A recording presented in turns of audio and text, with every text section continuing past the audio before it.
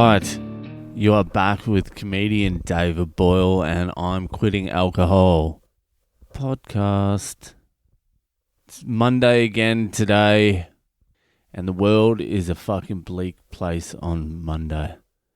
I saw a lady at the supermarket today. She was on a hands-free and she was talking to one of her friends. She was talking about her kids and their futures.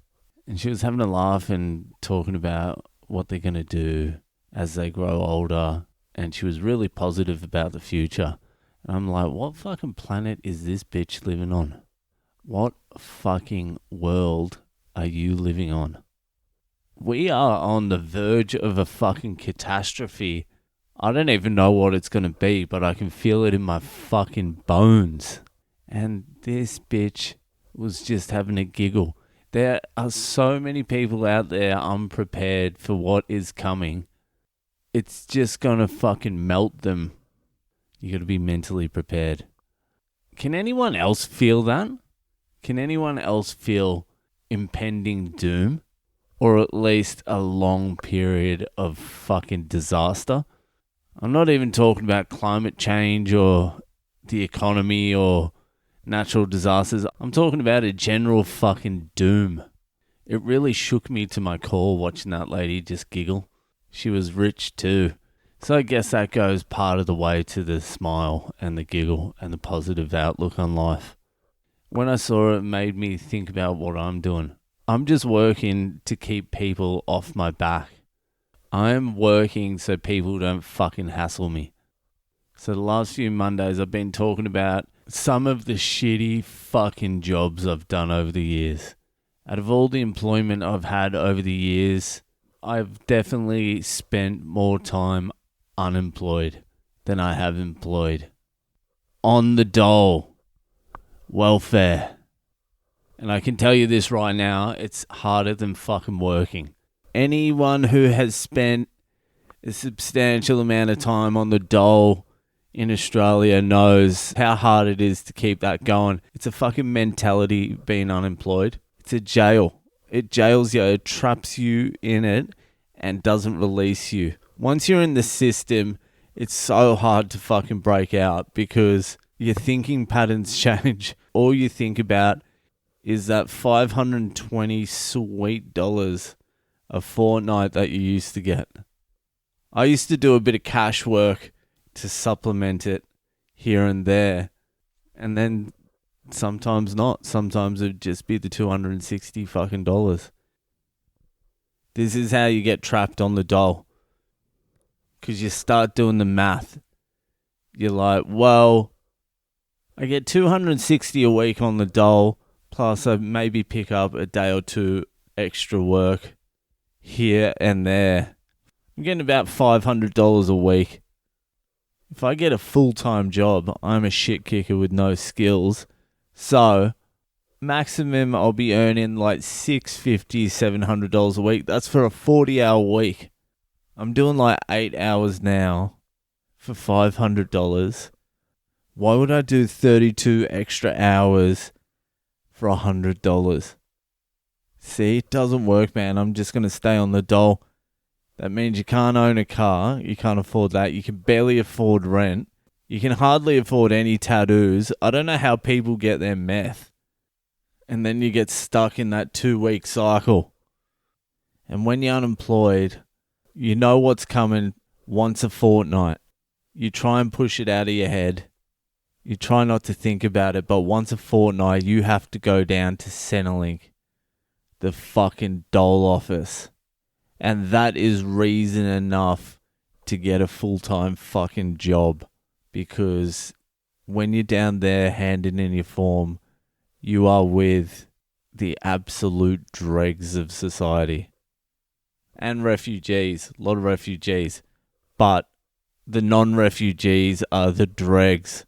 Like me, just the absolute lowest rung of society, going in there hammered, tweaking, yelling at the poor girl behind the counter, even though she's dealt with 48 fucking meth heads already today, and it's 9:30 a.m. All you needed to do to get your money is once a fortnight, you hand in a form, and you've got to show that you've been looking for jobs. That's all you needed to do. Just write down 10 jobs that you've looked for. That's all they're asking, and then they'll give you $260, and then you can do whatever the fuck you want with the money. So all they needed was the 10 fucking jobs that you've pretended to look for. No one actually looks for 10 jobs. No one is on the dole because they actually want to get work. That is not the reason you're on the dole. You're on the dole to skirt around work. All they wanted was the 10 jobs that you pretended to look for. That's all they asked for.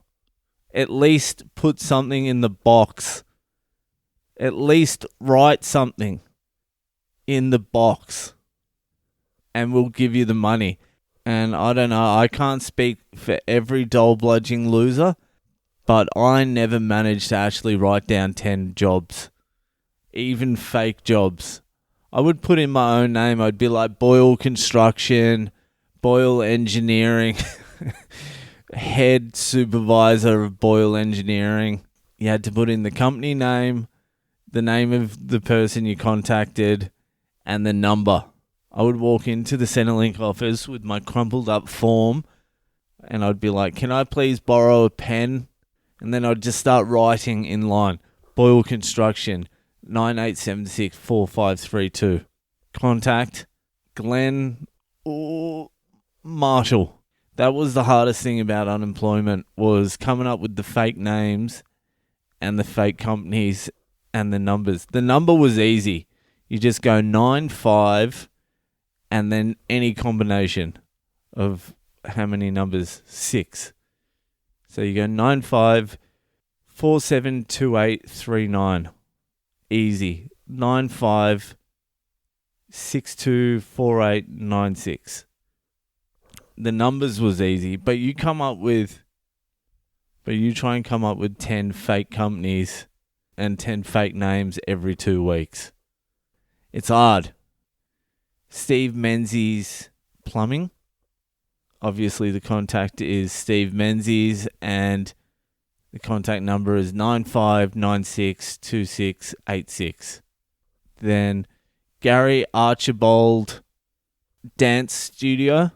Contact. See, here's where they expect you to put Gary Archibald down, so you would trick them. You'd say Janet McLeod, and then you'd be like number 95224422.